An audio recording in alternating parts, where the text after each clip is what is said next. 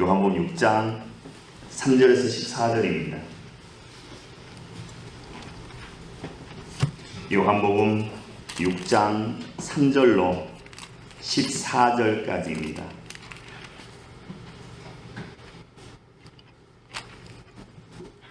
신약성경 151쪽입니다. 한 절씩 교독합니다. 예수께서 산에 오르사 제자들과 함께 거기 앉으시니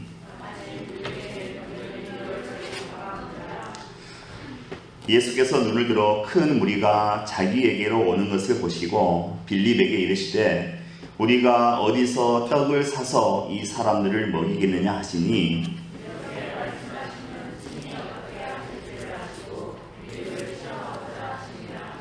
빌립이 대답하되 각 사람으로 조금씩 받게 할지라도 200데나리온의 떡이 부족하리이다.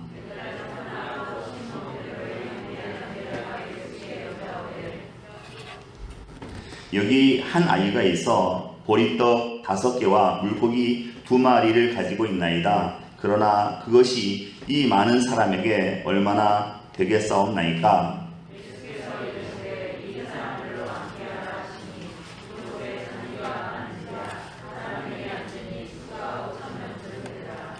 예수께서 떡을 가져 축사하신 후에 앉아 있는 자들에게 나눠주시고 물고기도 그렇게 그들의 원대로 주시니라.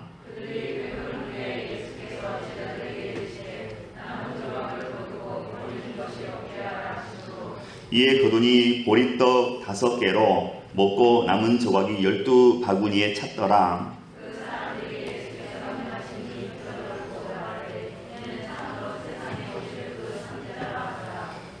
아멘. 요한복음 예수님의 표적 4번째 시간입니다. 우리가 잘 알고 있는 오병이어의 기적입니다. 돈으로 해결할 수 있는 일과 또 믿음으로 해결할 수 있는 일은 다릅니다. 다시 말씀드리지만 돈으로 해결할 수 있는 일과 또 믿음으로 해결할 수 있는 일은 전혀 다릅니다. 우리는 돈으로 고급 침대를 살 수 있지만 단잠, 꿀잠을 살 수는 없습니다. 먹을 것은 살 수 있지만 건강 살 수 없습니다. 쾌락을 살 수 있지만 기쁨 살 수가 없습니다. 책을 살 수 있겠지만 지혜를 살 수는 없습니다. 성경을 살 수 있지만 믿음을 살 수는 없습니다.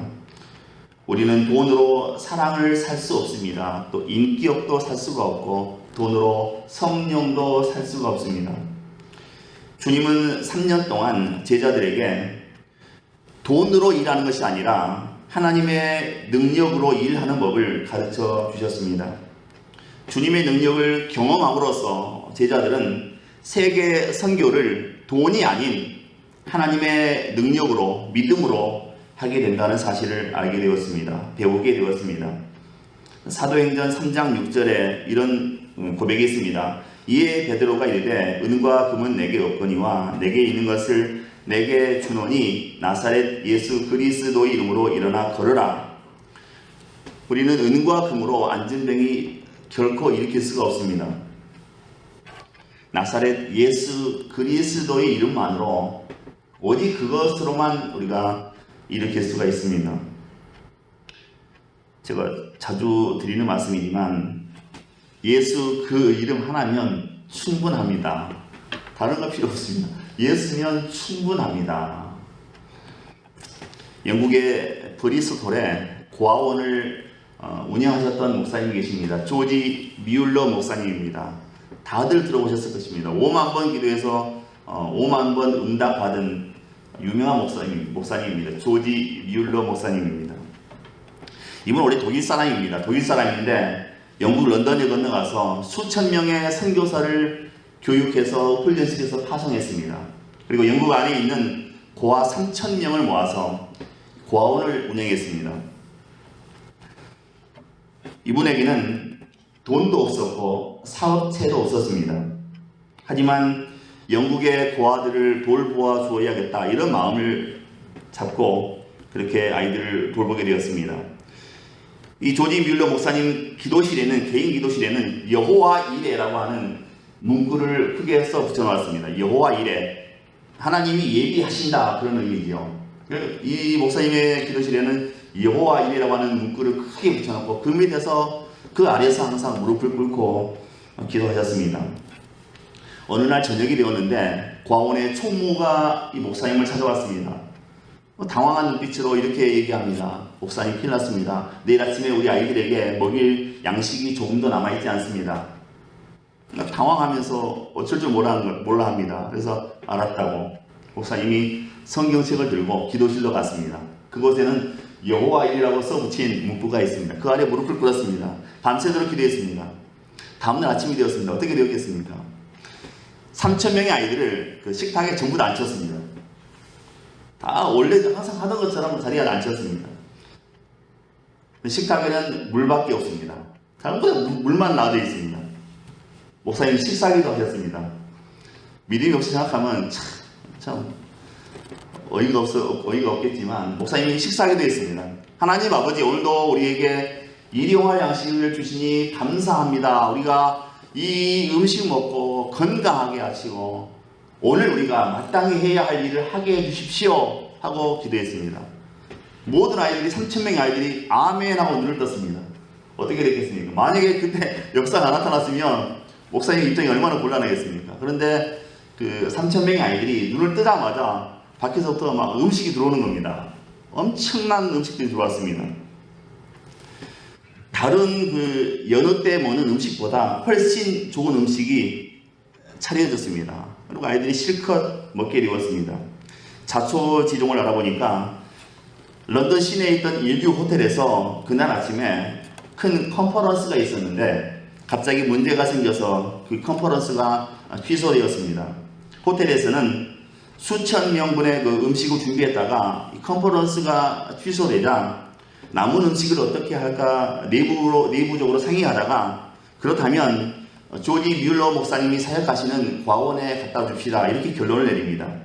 그래서 그 호텔에서 이 컨퍼런스를 위해서 준비한 그 인류 식탁, 최고급 식탁이 이제 아이들에게 공급이 된 것입니다. 하나님은 우리를 찾아오는 양떼들을 해산시키라고 이렇게 결코 말씀하지 않습니다. 우리에게 다가오는 양떼들을 해산시켜라, 돌려보내라, 이렇게 말씀하시는 분이 아닙니다. 너희가 먹을 것을 주라, 이렇게 말씀하는 분이 우리 하나님이십니다. 오늘 우리에게 누가 찾아오더라도 야, 돌려보내, 없다고 해, 돌려보내, 이렇게 말씀하시는 하나님은 결코 아니십니다. 너희가 먹을 것을 주라, 이렇게 명령하시는 하나님이십니다. 오늘 본문의 배경은 빈 들입니다. 광야입니다. 사람이 살지 않습니다. 우리들은 이 광야 같은 세상을 살고 있습니다. 좋은 일보다는 그렇지 못한 일들이 훨씬 더 많이 있어 보이는 그런 세상입니다. 그렇지만 이 광야 같은 세상을 살면서도 기쁨을 누리며 또 풍성한 삶을 살 수 있는 비결이 오늘 본문에 우리에게 나와 있습니다. 때는 6월절입니다. 6월절은 오늘날의 달력으로 따지자면 부활절이 있는 3월이나 4월을 가리킵니다. 6월절은 출애굽을 통하여 베푸신 그 하나님의 구원을 기념하는 유대인 최고의 절기입니다. 오병이어 사건은 이 출애굽 사건을 염두에 두고 예수님께서 행하신 표적이었습니다. 이날도 다른 날과 같이 예수님은 쉬기 원하셨습니다. 하지만 그곳까지 많은 무리가 예수님을 찾아왔습니다. 자기에게로 오는 많은 무리들을 예수님은 결코 물리치지 않으십니다. 예수님은 그들이 목자 없는 양같이 방황하는 인생들인 것을 아십니다. 그들의 삶이 곤고하고 소망이 없는 것을 잘 아십니다. 그래서 예수님은 그들을 불쌍히 여기시며 날이 저물어가는 그 빈들에서 이 많은 사람들에게 음식을 공급하기로 그렇게 작정하셨습니다. 날이 이미 저물었습니다. 사람들이 배고파합니다. 인근에 마을이 없습니다. 모인 사람들은 여자와 아이들을 제외하고도 성인 남자만 5,000명이나 됩니다. 하지만 제자들은 이렇게 생각합니다. 예수님께서 병자를 고치시고 귀신을 쫓아내셨지만 이 많은 사람들의 빵 문제를 어떻게 해결하실 수 있겠는가, 이런 의문을 가지고 있었습니다. 이것이 제자들이 가진 그 믿음의 한계였습니다. 제자들은 믿음의 눈으로 보지 못하고 문제만 바라보았습니다. 문제 해결의 열쇠를 가지신 예수님이 그들 가운데 계신 것을, 자기들 앞에 계신 것을 미처 깨닫지 못했습니다. 예수님께서 먼저 빌립에게 이렇게 물어보십니다. 이 사람들을 먹일 만한 떡을 우리가 어디서 살 수 있겠느냐? 이 질문 가운데 주님은 어디서를 강조합니다. 어디서 이 많은 사람들을 먹을 빵을 구하겠느냐? 계산해 보면 이 많은 사람들을 먹일 만한 것은 어디서도 구할 수가 없습니다.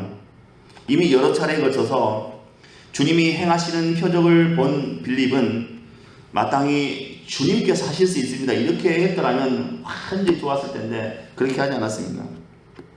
빌립은 그간의 표적과 또 주님을 연결시키지 못했기 때문에 어디서라는 이 주님의 질문에 대해서 답변하지 못했습니다. 그래서 빌립은 모여든 사람 수와 또 그들을 먹이는데 드는 비용을 잽싸게 머릿속으로 계산하기 시작합니다. 그리고 이렇게 예수님에게 보고합니다. 한 사람에게 조금씩 나누어 준다고 해도 200데나리온의 떡이 부족합니다, 이렇게 보고하게 됩니다. 7절에 그렇게 말씀보겠습니다. 이 당시 한 데나리온은 노동자의 하루 품삯입니다. 200데나리온은 당연히 200일 어치의 품삯이 되겠지요. 그러나 그 많은 돈으로도 남자만 5,000명, 여자와 아이들까지 합하면 좋기 10,000명은 되었을 그런 사람들을 먹이기에 부족하다고 보고하게 됩니다. 이렇게 빌립이 이제 해결책을 제시하지 못하니까 이번에는 다른 제자 안드레가 이제 예수님께 말합니다. 주님, 여기에 보리떡 5개와 물고기 2마리를 가진 아이가 있습니다, 이렇게 보고합니다. 그 당시 보리떡이나 또 소금에 절인 물고기는 서민들이 먹던 아주 평범한 그런 음식이었습니다. 안드레는 예수님께 그것을 드리면서 오병이어를 드리면서 어떻게 이 많은 사람을 먹일 수 있겠습니까? 이렇게 얘기합니다. 하지만 우리가 기억해야 할 것은 평범한 것일지라도 주님의 손길이 닿으면 놀라운 것으로 바뀐다는 사실입니다. 음식을 나누어 주기에 앞서서 예수님은 제자들에게 이 많은 무리들을 잔디에 앉게 하십니다. 공간 복음서 마태, 마가, 누가복음 보면 50명씩, 100명씩 그렇게 앉히셨다고 기록하고 있습니다. 예수님은 먼저 그 빵을 받아들고 하나님께 감사 기도를 드리신 다음에 제자들에게 떼어서 나누어 주셨습니다. 제자들은 또 그것을 무리들에게 나누어 주었습니다. 물고기도 그렇게 하셨습니다. 그래서 오병이어로 거기에 있던 모든 사람들이 다 먹고 남는 놀라운 표적이 나타나게 되었습니다. 그리고 모두가 이 식탁에 대해서 만족하게 되었습니다. 아이의 도시락을 주님께 드린 제자 이 안드레를 프로토클레토스라고 부릅니다. 해석하면 처음 제자, 첫 번째 제자라는 뜻입니다. 12제자 가운데 가장 예수님을 먼저 영접한 사람이 이 안드레입니다. 베드로의 형제 안드레입니다. 이 안드레는 제자 순서도 맨 처음이지만 뭐든 처음에 하는 사람이 안드레였습니다. 그 펌프의 마중물 같은 사람입니다. 옛날 시골에 작두샘, 물을 부어야 나오거든요. 마중물이라고 하는데 그런 사람이었습니다. 또 이 안드레는 퍼스트 펭귄 같은 그런 사람이었습니다. 퍼스트 펭귄 같이 불을 붙이는 사람이었습니다. 퍼스트 펭귄에 대해서 아십니까? 모두가 다 머뭇거리면서 눈치만 보고 있을 때 가장 먼저 바다에 뛰어드는 펭귄을 퍼스트 펭귄이라고 합니다. 바다에 들어갈까 말까 다 펭귄들이 모여서 우물쭈물 하고 있을 때, 서로 눈치만 볼 때 가장 먼저 바다에 뛰어드는 펭귄이 있습니다. 퍼스트 펭귄이라고 합니다. 이런 사람들을 사회에서는 선구자다 혹은 또 선각자다 이렇게 얘기도 합니다. 근데 제자 안드레가 이런 사람이었다는 것입니다. 안드레는 신약 성경에서 가장 큰 인물인 베드로를 전도한 사람입니다. 안드레는 가족 전도를 시작한 사람입니다. 신약 성경의 가장 걸출한 인물인 베드로를 큰 일꾼으로 세우도록 전도했던 사람입니다. 예수님을 믿자마자 자기 형제 베드로에게 전도했습니다. 여러분 다 아시지만 가족 전도가 제일 어렵습니다. 가족들 잘 안 믿습니다. 너나 잘하세요 이렇게 됩니다. 그래서 이 가족 전도는 말로 하는 게 아니고 생활로 하는 전도입니다. 맨날 이래봐야 안 됩니다. 내 생활로 보여줘야 가족들이 따라오게 되는 것입니다. 그런데 안드레는 미루지 않았습니다. 내가 먼저 좋은 제자 된 다음에 내가 베드로 형을 전도해야 되겠다 이렇게 생각하지 않았습니다. 그냥 전도했습니다. 당장 전도했습니다. 그는 처음 제자이자 또 처음 전도자였던 것이지요. 그래서 안드레가 없이는 베드로가 없었습니다. 안드레가 베드로 전도하지 않았으면 베드로 어떻게 될지 모릅니다. 안드레는 신약 성경의 가장 대표적인 기적인 오병이어 기적을 이끌어낸 사람입니다. 대부분의 사람들이 남자만 쳐다봤습니다. 또 돈만 바라보았습니다. 5,000명 남자들을 먹일 길이 없었습니다. 혹시 있다 하더라도 200데나리온의 돈이 부족했습니다. 그게 그 자리에 있던 대부분의 사람들의 생각이었습니다. 다 먹인다 해도 한 입씩만 먹인다 해도 200데나리온이 부족할 거야. 다 이 계산만 하고 있는 겁니다. 하지만 안드레는 전혀 다른 걸 보았습니다. 어린아이를 보고 그 어린아이의 손에 있는 오병이어를 보게 됩니다. 보리떡 5개, 물고기 2마리를 보게 됩니다. 그리고 이것이 주님의 손에 들려지면 작은 것이지만 큰 것을 이룰 것을 이 안드레는 믿었습니다. 그래서 안드레의 믿음이 오병이어의 기적을 낳게 했다는 것입니다. 안드레는 작은 것에서 큰 것을 본 것이지요. 그가 본 것에 의해서 신약 성경의 가장 대표적인 기적인 이 오병이어의 기적이 나타나게 되었다는 것입니다.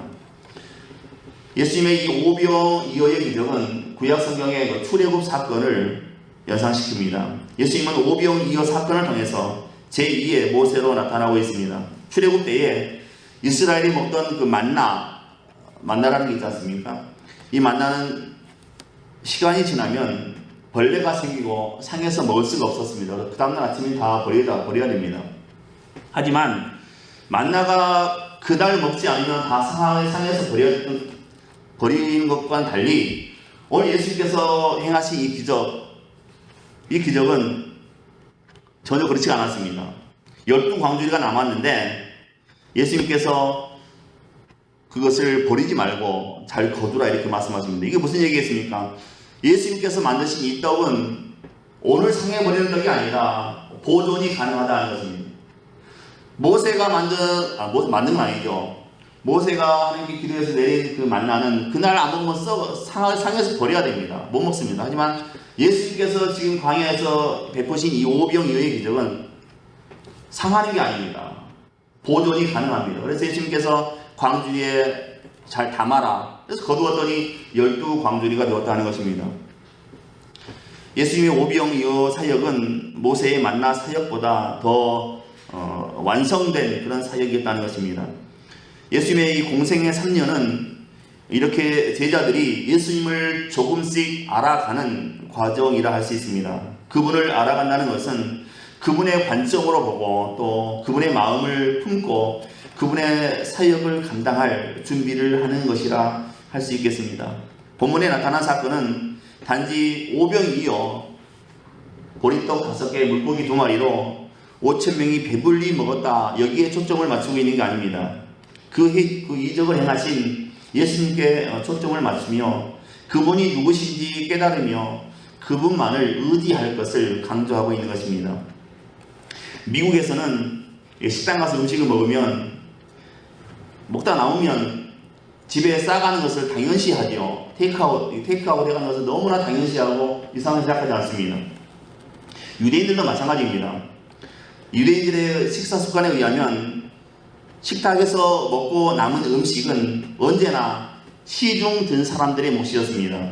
그래서 오늘 12제자들이 이 주님의 떡을 우리에게 나누어 주는 역할을 감당했기 때문에 마지막에 거두어 남은 12광주리는 전부 제자들의 몫이 된다는 것입니다. 앉아서 먹는 자들보다 서서 섬기는 자들에게 그 생명의 양식을 더 풍성하게 해주신다는 것입니다. 유머 안 하고 찬양 하나씩 하려고 했는데 그분이 오실 시간이기 때문에 짧은 거 하나 하겠습니다. 짧은 거 하고 넘어가겠습니다. 어떤 그 혀 짧은 아이가 버스를 탔습니다. 버스를 타서 그 기사 양반에게 질문했습니다.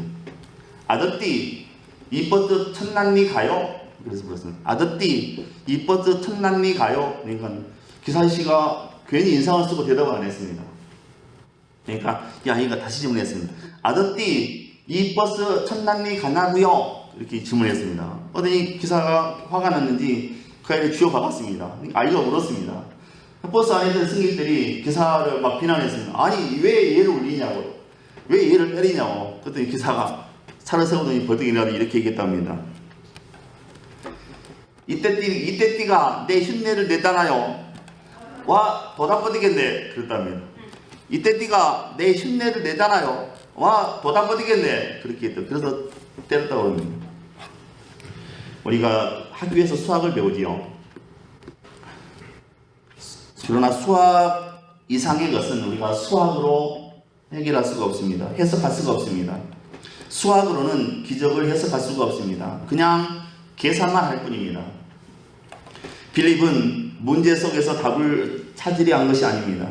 문제를 분석했을 뿐입니다.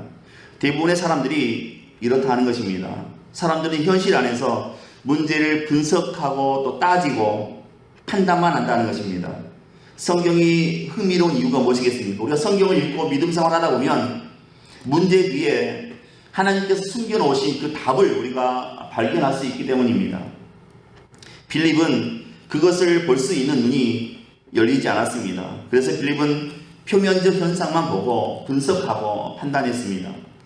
이것은 일반적인 것입니다. 우리가 학교에서 배우는 것입니다. 빌립은 그것을 넘어선 세계를 보려고 하는 눈이 아직 열리지 않았다는 것입니다. 반면에 안드레는 보리떡 5개와 물고기 2마리를 가지고 예수님께 갔습니다. 이것이 중요하죠.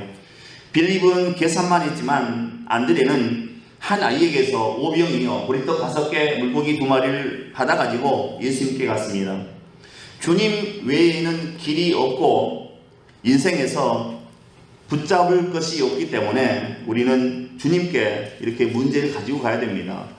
백날 계산기만 두드리고 있다고 해서 결론이 나는 게 아닙니다. 어떤 문제든 어렵다 싶으면 주님께 가지고 가야 됩니다.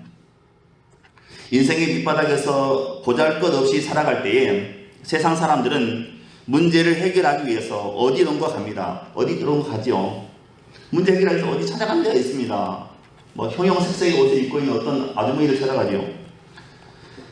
세상 사람들은 이렇게 엉뚱한 곳에 가서 자신의 문제를 해결하려고 합니다. 그러나 우리는 주님께 나아가야 되는 것입니다. 인생에서 앞이 보이지 않는 막다른 길에 있는 우리 자신이 오병이어와 같습니다. 그래서 우리가 주님께 나아가야 되는 것입니다. 예수님께서는 언제든지 우리를 받아주십니다. 예수님께서는 누구든지 받아주시는 분이십니다. 그래서 우리는 문제를 가지고 주님께 나아가야 되는 것입니다. 문제를 가지고 주님께 나아가는 것이 굉장히 중요하다는 것입니다. 세상을 보시기 바랍니다. 세상 사람은 다 쫓기며 살아갑니다. 모든 것을 다 가진 것 같지만 쫓기며 살아갑니다. 늘 노심초사합니다. 문제가 생기면 그 문제를 해결하느라고 정신이 없습니다. 그런데 문제가 끝나느냐? 그렇지 않습니다. 인생의 문제는 결코 끝나지 않습니다. 하나 지나면 또 다음 순서가 기다리고 있는 것입니다. 세상적으로 아무리 많이 가졌다 해도 늘 불안함을 느낍니다. 세상 사람들은 그렇게 살아간다는 것입니다. 물질, 우리가 가지고 있는 돈, 이거 한순간에 사라질 수 있습니다. 유동적인 것입니다. 사람들이 왜 악착같이 가지려고 하는가? 불안하기 때문입니다. 초조하기 때문에 더 많은 것을 쌓으려고 합니다. 그래서 쫓기고 여유 없이 살아가게 되는 것입니다. 그러나 그리스도인은 다르죠. 세상적으로는 부족하다 해도 그리스도인에게는, 기독교인에게는 존재론적인 만족이 있습니다. 존재론적인 만족이 있습니다. 왠지 살아있는 자체가 감사하고 살아있는 자체가 고맙고 이 살아있는 것 자체에 은혜가 있다는 것입니다. 그렇게 느낀다는 것입니다. 깊은 만족이 있습니다. 작은 것에도 감사합니다. 하나님 안에서 독특한 특별한 그런 안정감, 삶의 안정감을 갖고 살아가는 게 우리 크리스찬입니다. 가진 것도 없지만 내세울 것도 없지만 우리는 굉장히 안정된 모습으로 살아간다는 것입니다. 홍해를 가르기 전에 모세가 홍해의 수심을 재고 바다의 넓이를 재고 물의 조류의 방향을 살피고 또 바다가 갈라지는 역사적인 모든 자료를 다 수집하고 분석하고 그 다음에 공청회도 열고 또 전문가의 소견도 듣고 또 소위원회를 열어서 우리가 홍해 바다를 가를 것이냐 말 것이냐 이렇게 했다면 어떻게 됐겠습니까? 불가능했을 것입니다. 홍해 바다가 못 건넜을 것입니다. 홍해가 갈라지기 전에 의논하고 분석하고 여러 가지 자료를 수집했다면 홍해가 갈라지기 전에 사람들이 이미 갈라졌을 것입니다. 두 패로 세 패로 나눠 갈라지고 치고받고 싸우고 돌아가자 이렇게 얘기했을 것입니다. 다윗이 골리앗과 싸울 때 어떻게 했는가? 여러분 골리앗에 대해서 연구하고 분석했습니까? 그런 단어는 한 단어도 나오지 않습니다. 다윗은 골리앗을 전혀 분석하지 않았습니다. 다윗이 쳐다본 건 하나님뿐이지요. 골리앗은 관심을 두지 않았습니다. 골리앗의 키가 얼마나 되는지, 그 주먹이 얼마나 있다만한지 그거 계산하지 않았습니다. 팔이 얼마나 긴지, 저 골리앗이 가지고 있는 무기가 신무기인지 재래식 무기인지 그거 생각하지 않았습니다. 만약에 다윗이 골리앗과 또 자신을 비교하고 분석했다면 나는 저 골리앗과 싸워서 이기는 게 불가능해 이런 결론을 내렸을 것입니다. 우리도 마찬가지입니다. 현실의 문제를 외적으로 평가하면 불가능이라고 결론 내릴 수밖에 없습니다. 우리 앞에 놓여져 있는 인생의 문제를 우리가 자꾸 분석하다 보면 우리는 그냥 손을 놓을 수밖에 없습니다. 안돼 끝났어 이렇게 생각할 수밖에 없습니다. 오병 이어의 기적은 궁궐에서 벌어진 게 아닙니다. 광야에서 벌어진 사건입니다. 빈 들이라 인적도 없고 또 바위도 있고 바람이 부는 광야이지만 그곳에서도 예수님이 함께 하시면 그곳에서 잔치가 벌어지는 것입니다. 내가 지금 어디 있고 어떤 상황이 있고 그건 중요하지 않습니다. 예수님께서 광야라도 혹은 바다 위라도 예수님이 그곳에 함께 계시면 그곳이 잔치집이 되는 것이고 그곳이 놀라운 역사의 현장이 되는 것이죠. 광야 같은 세상에 사느라 힘들고 지치고 피곤하지 않습니까 여러분? 피곤하죠. 중요한 것은 우리가 어디 있느냐 하는 게 아닙니다. 내가 궁궐에 있는지 도시에 있는지 광야에 있는지 이게 중요한 게 아닙니다. 내가 어디에 있느냐가 중요한 게 아니라 내가 주님과 함께 하는가, 우리가 주님과 함께 하고 있는가 여기에 달려있다는 것입니다. 주님을 믿고 그분께 모든 것을 맡기면 주님은 오늘도 우리를 위해서 오병이어의 기적을 충분히 나타내실 수 있다 하는 것입니다. 우리나라에 기독교가 들어온 지 얼마 안 됐습니다. 그죠? 기독교는 조선시대 말기에 곧 개화기라고 하는 그 시기에 우리나라에 전파되었습니다. 그 당시 기독교는 이 조선 사회에 대단히 매력적인 것이었습니다. 지식인이라면 한 번쯤 기독교에 대해서 생각해 보지 않을 수가 없었습니다. 기독교는 우리보다 앞선 그 서양의 문물을 받아들일 수 있는 유일한 통로였기 때문입니다. 새로운 문물과 또 새로운 지식에 갈급한 수많은 지식인들이 대거 기독교인이 되었습니다. 좀 생각에 깨어있는 사람들은 전부 다 기독교인이 되었습니다. 왜냐하면 우수한 서양의 문물을 교회에 가면 만날 수 있거든요. 들을 수가 있었거든요. 수많은 여성들이 기독교를 통해서 교육받았습니다. 그전에 여성분들은 교육의 기회가 없었습니다. 근데 기독교가 우리나라에 들어오고 교회를 통해서 많은 여성들이 교육의 기회를 얻게 되었습니다.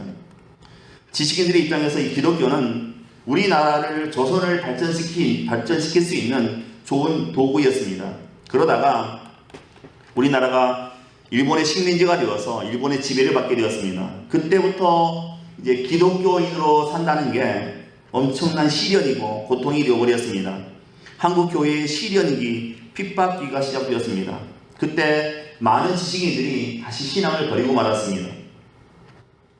예수를 이용해서 교회를 이용해서 나라를 발전시켜 보겠다고 했던 많은 사람들이 다시 예수를 버렸습니다. 그때 온갖 핍박에도 불구하고 끝까지 믿음을 지킨 사람들은 예수만으로 만족한다고 고백했던 사람들이었습니다. 예수만이 생명이라고 생각한 사람들만 끝까지 믿음을 지켰습니다. 예수 때문에 살고 예수 때문에 죽을 수 있는 사람들만 신사참배를 거부하고 끝까지 믿음을 지켰습니다. 여러분 어떻습니까? 예수만으로 만족하시는지요? 세상 다른 것으로 만족하지 않고 예수로만 만족하십니까? 예수를 이용해서 내 영광을 누리는 것이 아니라 진정 예수 한 분으로 만족하시느냐 하는 겁니다. 그렇게 되시길 바랍니다. 말씀을 정리하겠습니다. 우리가 찾는 답은 백과사전에 있지 않습니다. 우리가 인생을 살아가면서 만나는 그 어려운 문제들, 그 해답은 백과사전에서 결코 우리에게 가르쳐주지 않습니다. 우리의 모든 인생의 답은, 문제의 답은 예수 그리스도 안에 있습니다. 예수 안에 생명이 있고 또 그리스도 안에 소망이 있습니다. 예수 안에 회복이 있습니다. 그리스도 안에 진정한 만족이 있는 것입니다. 예수님만 우리의 필요를 채워주실 수 있는 분이시다 하는 겁니다. 현실적인 어려움으로 인해서 빵의 문제를 해결하는 것이 물론 절실하겠지만 우리가 빵에게 집중하는 것이 아니라 떡에 집중하는 것이 아니라 주님께 집중해야 한다는 것입니다. 우리에게 어떤 갈망이 생기고 또 현실이 힘들고 어려운 것은 예수를 알게 하시려고 하나님께서 우리에게 보내신 신호이고 사인이라는 것입니다. 결핍이라고 하는 것은 우리 인생의 부족한 것, 인생의 결핍은 기적의 출발이고 또 기적의 첫 단추가 되는 것입니다. 그래서 우리가 예수로 충만해야 됩니다. 제가 가끔 얘기하는데 예수로 충만하십시오 그렇게 얘기하는데 저도 이렇게 버릇처럼 해야 저도 나오거든요. 그렇지 않으면 잘 안 됩니다. 이게 예수 충만해야 됩니다. 또 제가 하는 얘기 있지 않습니까? 예수 충만하면 우리 인생 걱정할 거 없습니다. 진짜 정말 참말로 내가 예수로 충만하다면 우리 인생 걱정할 거 전혀 없습니다. 그렇지 않으니까 매일 밤잠도 못 자고 고민하고 힘들어하고 아파하고 그렇게 되는 겁니다. 정말 내가 예수로 충만하다면 앞으로 우리의 모든 인생 걱정할 거 없습니다. 믿으시기 바랍니다. 예수 충만하시면 여러분 인생 걱정할 거 없습니다. 걱정할 것 없는 예수로 충만한 그런 삶이 되시기를 주님의 이름으로 축원드립니다. 기도합니다. 은혜로우신 하나님, 이 시간 우리에게 믿음을 더해 주옵소서. 우리가 일생을 살아가면서 부족함을 만나겠지만 결핍한 상황을 직면하게 되겠지만 그때 우리가 현실 보지 않게 하시고 오직 오병이어의 기적을 베푸신 주님만 바라볼 수 있도록 주님만 의지할 수 있도록 그래서 놀라운 표적과 기적을 체험할 수 있도록 주님의 영광 경험할 수 있도록 끝까지 도우시고 축복하옵소서. 예수로 충만하게 하시고 예수 때문에 승리하는 복된 인생 삼아 주옵소서. 믿고 감사하오며 예수 그리스도의 이름으로 기도하옵나이다. 아멘.